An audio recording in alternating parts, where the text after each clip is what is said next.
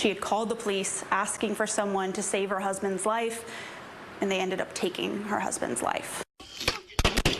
The moment 40-year-old Justin Herod was shot by Llano County Sheriff's deputies. It was around 6 in the morning on October 23, 2022. It was the one-year anniversary of Herod's father's death. He seemed to get emotionally overwhelmed. At some point, he threatened suicide and grabbed his firearm. Herod's wife, Jillian, called 911 to try to get him help.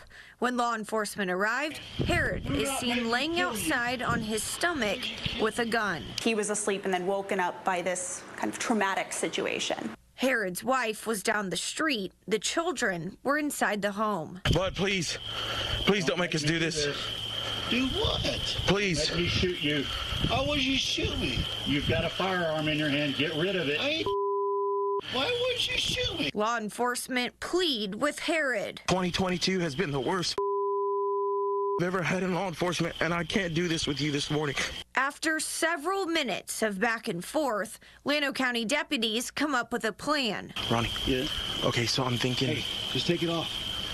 Travis, take your hand off. tase him. If it's a good hit, then Russell and Jackson will go for the gun. Me and you will cover hard. But what eventually happens... Byron Cervantes and Randy Shaw fired their guns, shooting Herod in the face and the forearm. As emergency crews tend to Herod, Cervantes goes inside to check on the children.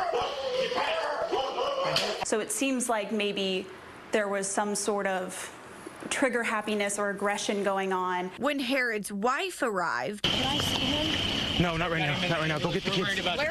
The kids are inside. Where was he shot? The kids are inside. We're not going to talk about that right now. We need you to get the kids. Can you worry about the kids, please? When the Llano County Sheriff's Office first reported this shooting, they said deputies observed Herod with a gun, tried to get him to drop it. He refused, and the situation, quote, escalated. She felt betrayed that law enforcement would lie to her about how her husband died, make it seem like he had done something to deserve this. After seeing the body camera footage for herself, Jillian filed a federal lawsuit against the city, the department, the deputies who shot their guns, and the now retired sheriff. She wants justice for Justin. She also wants to make sure that people aren't scared to call the police when someone they love is in a mental health crisis. Jillian says deputies told her they mistakenly handled her husband's death, and they're training other officers on how to handle situations like this moving forward. I think there needs to be some kind of accountability for officers who